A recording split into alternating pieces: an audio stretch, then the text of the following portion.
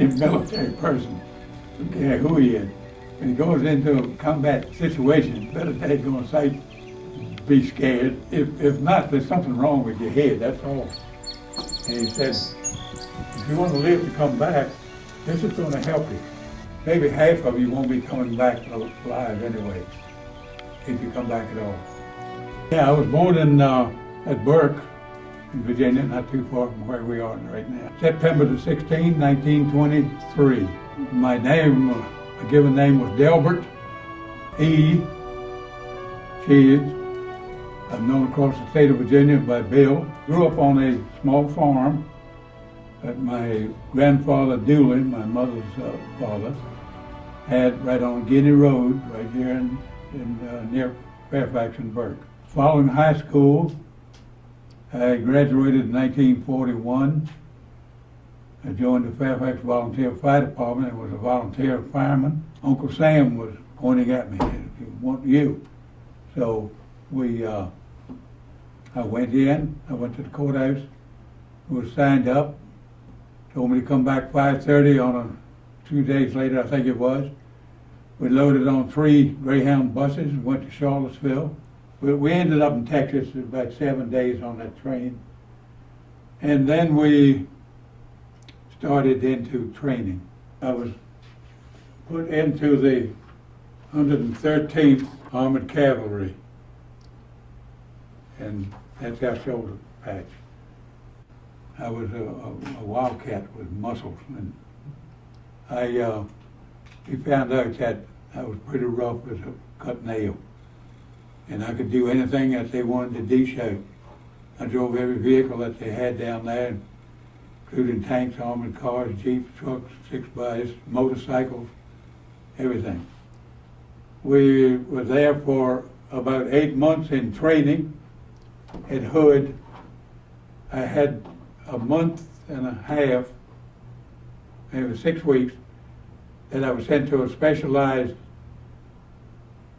explosive school dealing with dynamite, TNT, nitrostarch, and all the other different explosives, plus mines, how to deactivate mines and how to activate mines, as well as deactivate them, both American mines and German mines. Later on, my truck that they gave me was a 3/4 ton weapons carrier loaded with all of these explosives, dynamite, TNT, and what have you, and electric caps, as well as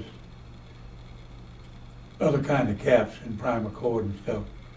Learned that also to put that cap on there and stick it in your mouth and bite it down to close that cap.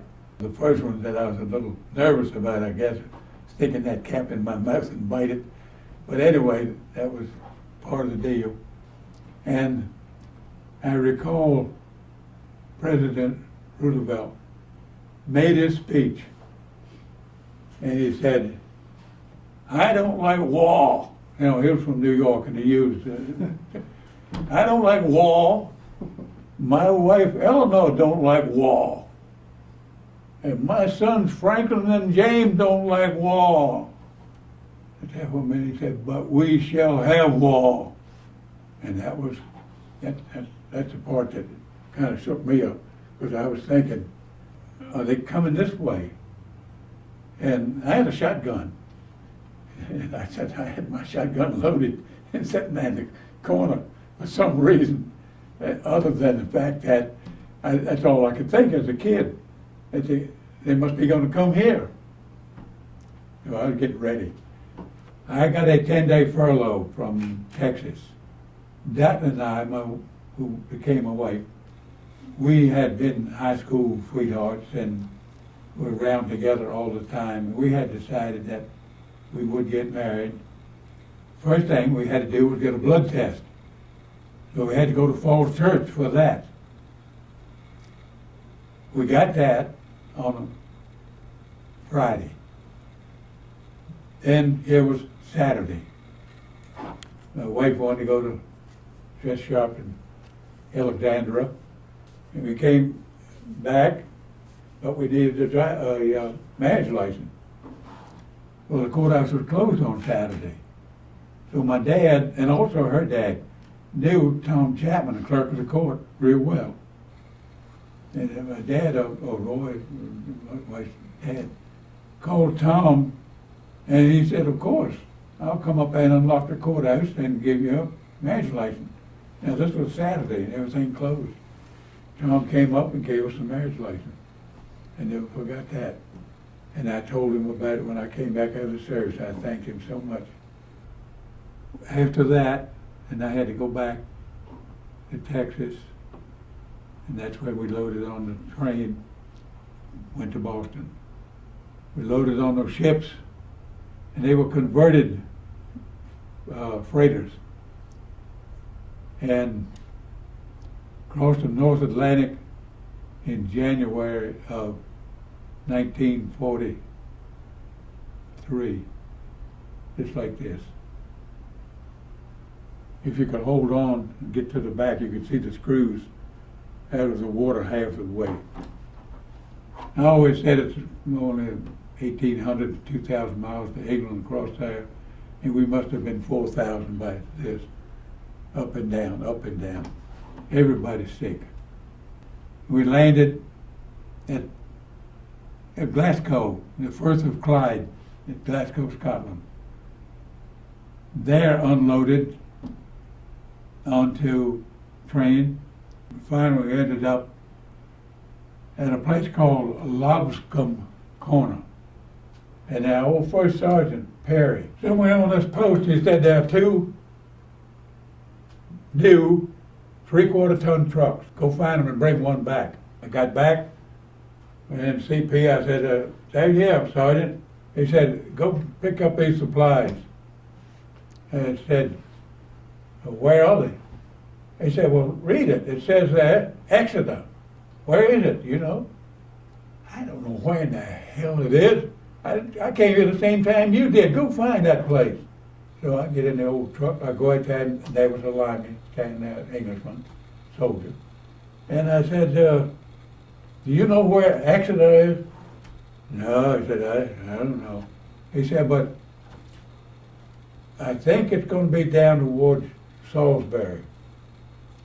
So I get in the old truck and head to Salisbury, which had come out of the gate, and I turned right on that Route 70, which went from all the way from Salisbury to London.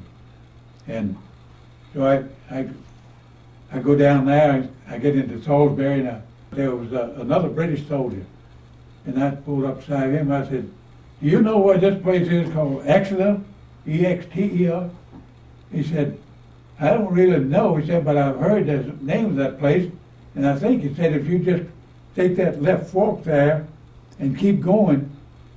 And he said, and you can't miss it. He said, it's been there for years. That was their normal thing when somebody asked a British guy, it's been there for years. You can't miss it. So I go down, and finally I found Exeter, and I found the warehouse, asked them MPs. They got me to the warehouse. I got loaded up and came back. And traveling some of those roads back through the country and the fields and all, boy, it's mind-boggling to see the amount of tanks, armored cars, half-tracks, cannons, and then there were barge balloons. They were all hooked to a little winch, and the winch was staked down. And these balloons up in the air around, I guess, the important places like manufacturing places and things like that. They had it on a steel cable, and these were done to prevent the German fighters from coming in low to bomb those factories and whatever else, I guess, safe headquarters or what have you. But there were lots of them in England. And we used to tease the English soldiers that the United States had put so much equipment on your islands and so much weight that they had to put these balloons up to help keep from your island sinking in the channel. And we used to razz them about that. But that was a funny thing. But the other thing I want to mention about that awakening that a sleeping giant is the Home Guard. with that, the people had organized here at home and built and made all of this equipment that I saw over there, plus much, much more, you know, into the Pacific and Italy and wherever.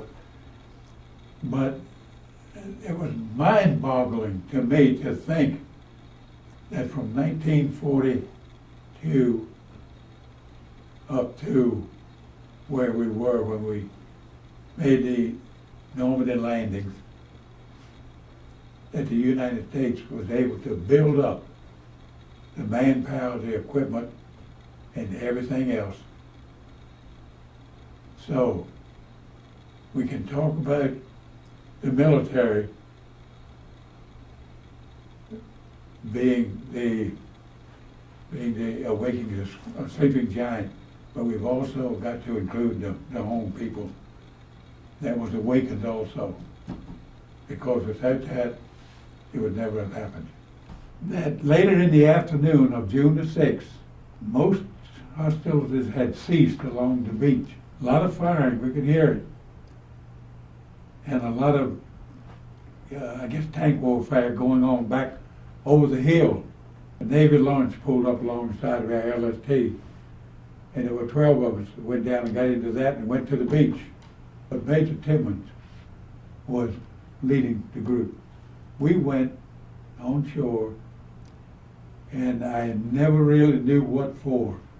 The only thing that I could ever think of is if, and this is an if some of our people went in with the 29th, we probably went to try to find if there were any survivors of our troop or wounded that we could get back. I never knew what it was for. I never was told, I never did ask. I never did find out if any of our troops went in with the 29th on the initial landings, and if any of them got killed or if they hadn't come back. But it'd be in that book. I've never read it all the way through. Then and I can't recall if we went back to that LST that night or whether it was the next day. The only thing I do recall, and the number 90th Division sticks in my mind, that they were there at 90th Infantry Division, had just come on to shore. I remember that we got into their chow line to get a little something to eat. And it wasn't too long before some major or colonel or somebody came around and told our major, Timmons, to get our guys out of the line. It was their food. Go find your own. And I recall that some statement, something like that happened. Now, whether or not we might have left there then and went back down to that Navy launch and went back to our boat, I can't recall. But I know we were on that shore on June the 6th, late in the evening. Our main unit, 113th, didn't come ashore until, and I think it was June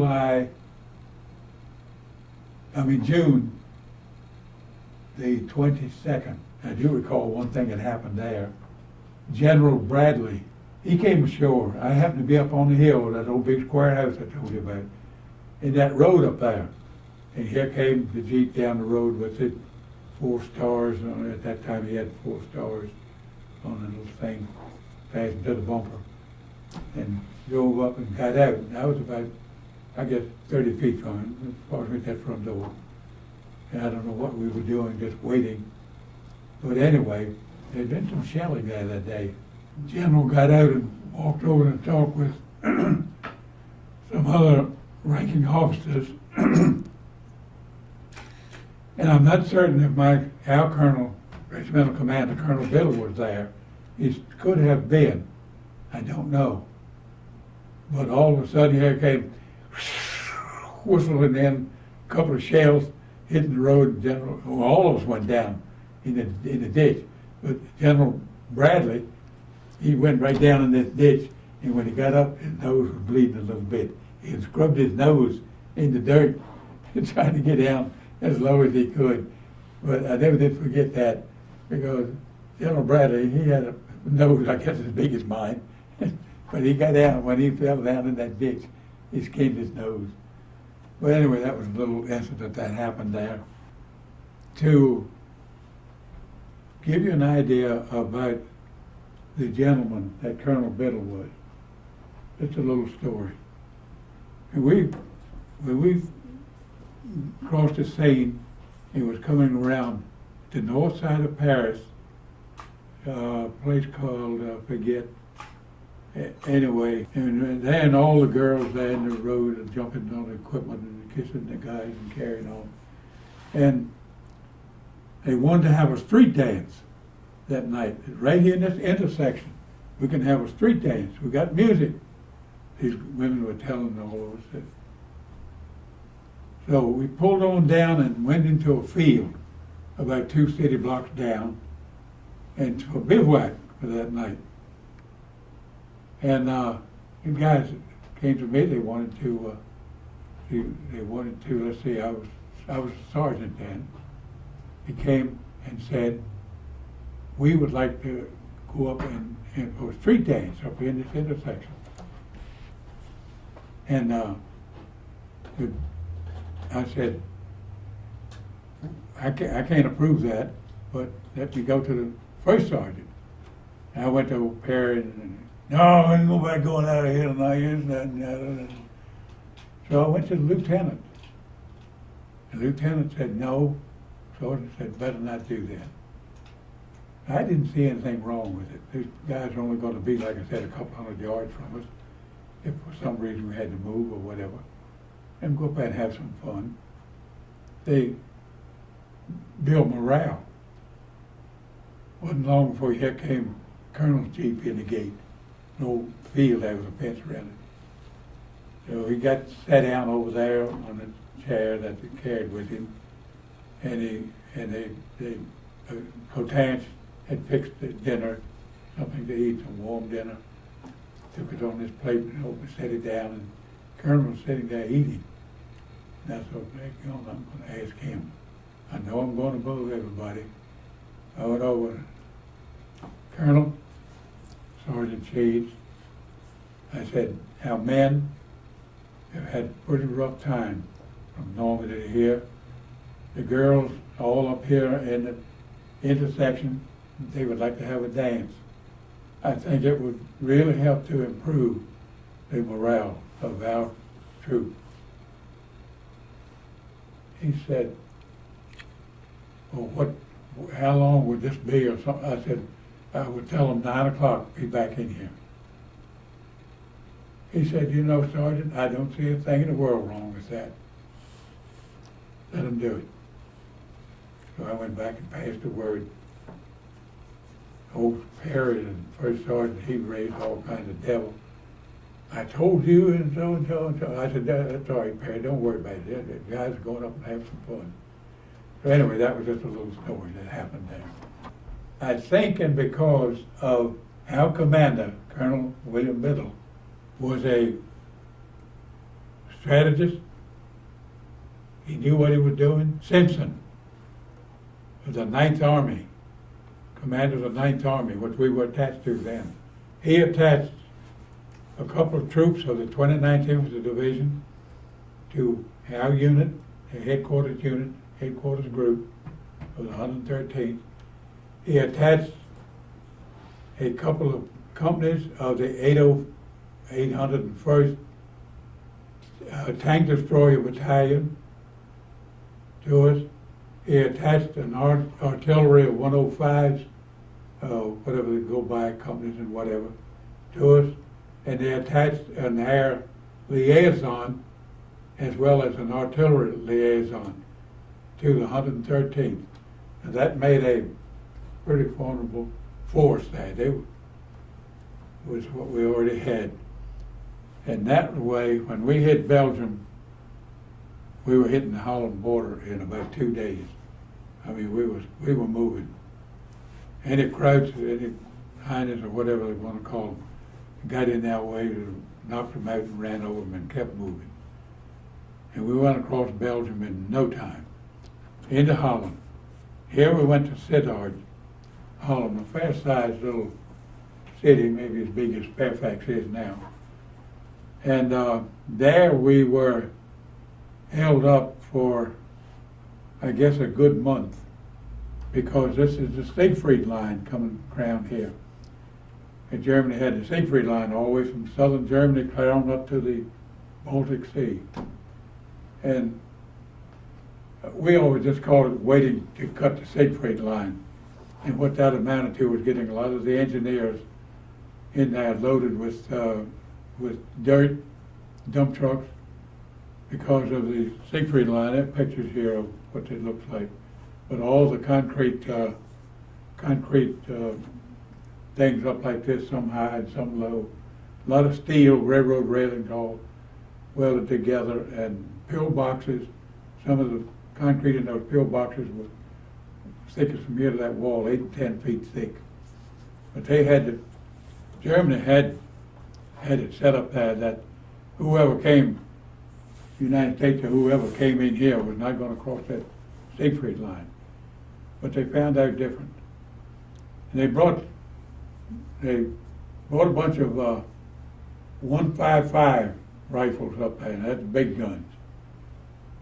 And when they got ready to do something, they shelled the living heck out of that Siegfried line, and with all the tanks that they had.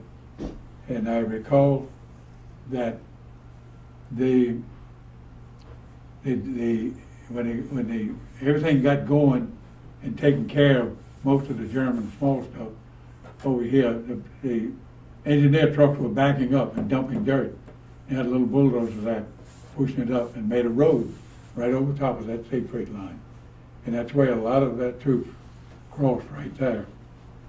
And then on in, now heading into the heart of Germany. The soldier, the German soldier, was so well trained and so well disciplined. And that was one thing I think that helped Germany to lose the war. Our American soldiers, if you were advancing up this road and you a bunch of Germans up in there and started firing at you, held them up, and you started firing back and maybe called them up for a heavy tank or we had tanks too. We had lighter tanks and Second Armored, and started blasting them and moving on. And if that German officer got killed, the others there was so much discipline that they wouldn't do a thing unless some officer or the lower echelon sergeants and all told them to do something. They didn't know what to do, and most of the time they'd give up, a whole group of them. And when the American, just the opposite. If that happened with an American soldier, one of them was going to grab Holt and take Holt and say, look, let's get on here. Let's get up here and knock them out. And that's the difference between the American soldier and the German soldier. Not that the American soldier didn't have a lot of discipline, but they was not disciplined like the German soldier. And I think that could be one of the little things with the German army that helped to lose the war, is too much discipline. The 113th, a lot of times, when hit into a village, all the villages over there were scattered across the country with a stone wall or masonry walls around them, and a church. And the first thing we do when we come around and get in sight of a town, radio back there for some of the tanks move up, some of our tanks. And the church people there, the first thing was blast that off, because that's where artillery observers would be, up in that church steeple. We had order had come up that you can take 2 people from your troop to go to Paris. So I was trying to figure out how to do that. So some of the guys said, well, let's draw straws. Everybody happy with that? We draw straws. So we drew straws. This boy Brown, that had been and said I was going, and I'm sure going to see this girl every night. He was one of them that drew it, and I was the other one. I said, no, I want some of you guys to go. I don't need to go to Paris. I'm going to Paris. Well, they all were hollering, you can go, you're going to go, Sergeant, go to Paris. You can go. So anyway, I went to Paris, Brown and I. And so one day, riding in the back of a 6x all day, we finally got there. We were in Paris at the Grand Hotel, right in the center of Paris. I told Brown, I said, let's go down the street here and see if we can find a restaurant. So we started down the street. We got away, and well, here was the first pub. So we go down, had a couple of cognacs. We swallowed that down. We went out on down the street. We didn't go a block, and there was another pub. We went in there, and there was girls in there all over, top of the soldiers, everything else. We got another cognac, drank that in a little glass about that tall, that big as your thumb. And going down the street, there's the third one. So I told Brown, I said, he got to talking to one of these women there. And I said, I'm going to head back up to the hotel. You going or you want to stay? Well, I'm going to stay a while. So I don't know what time he came back that night, but I went back to the hotel, went to bed. I was a married man. I wasn't going to mess around down there. So anyway, we were there that night and the next day, and I'm not sure about the next night. But anyway, we loaded up and back. So that was our big deal to Paris.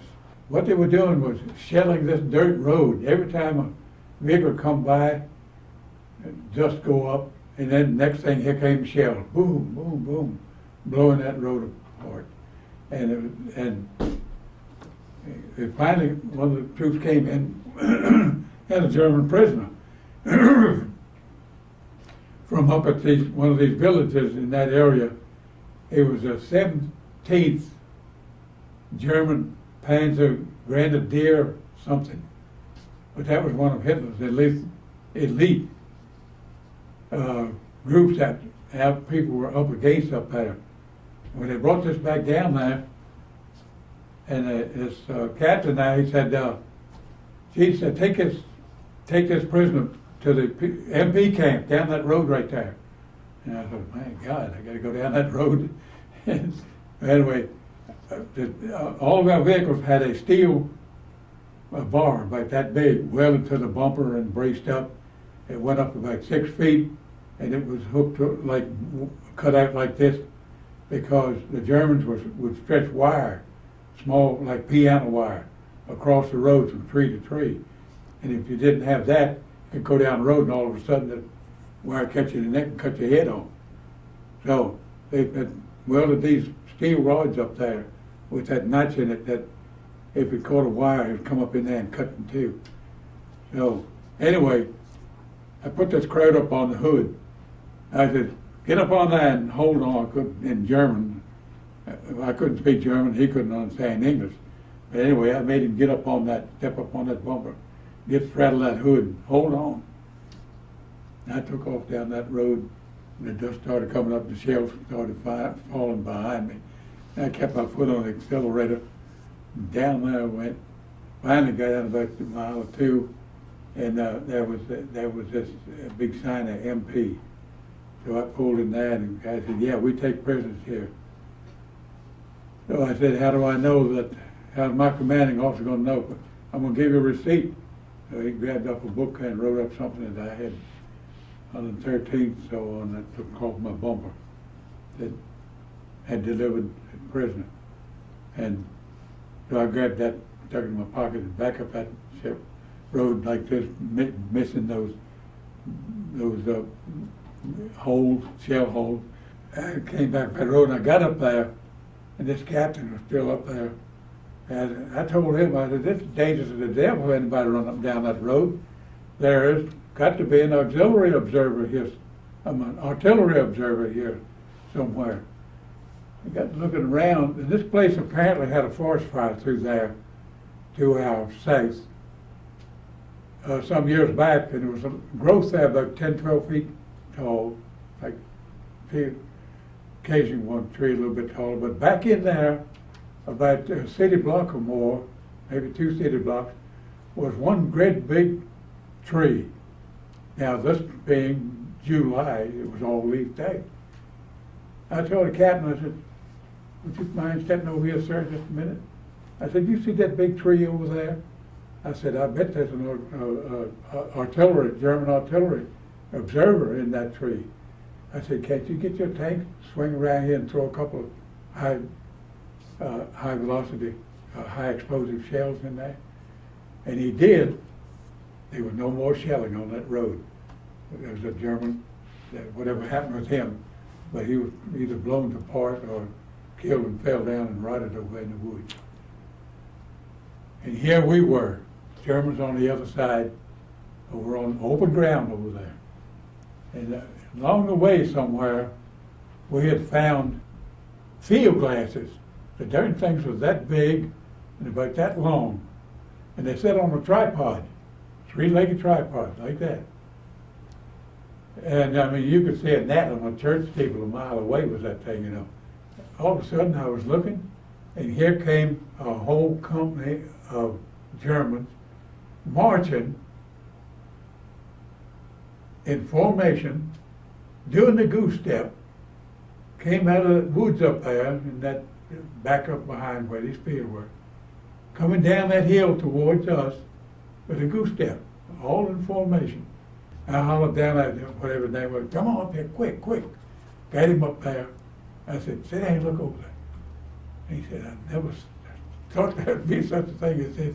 He cranked up that old phone, said, hey, so and so and so and so, set her up at so and so and so and so, and fired Will. Wasn't long before we heard boom, boom, boom back over the mountain, and then 155 shells hit into that bunch of troops over there, and I'm telling you,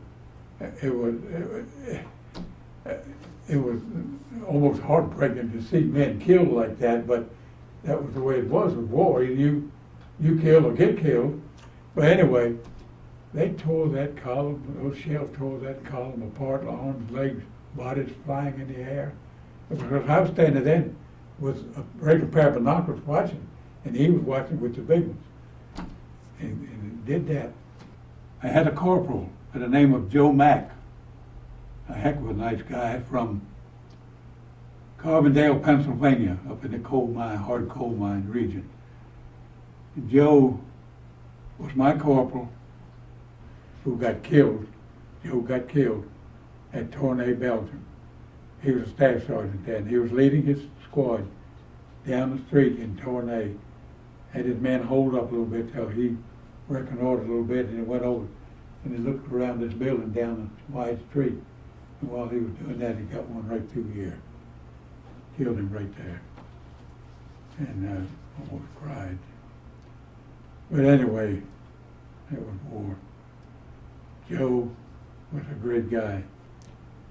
We had a man by the name of Steber, and he was German descent from Minnesota.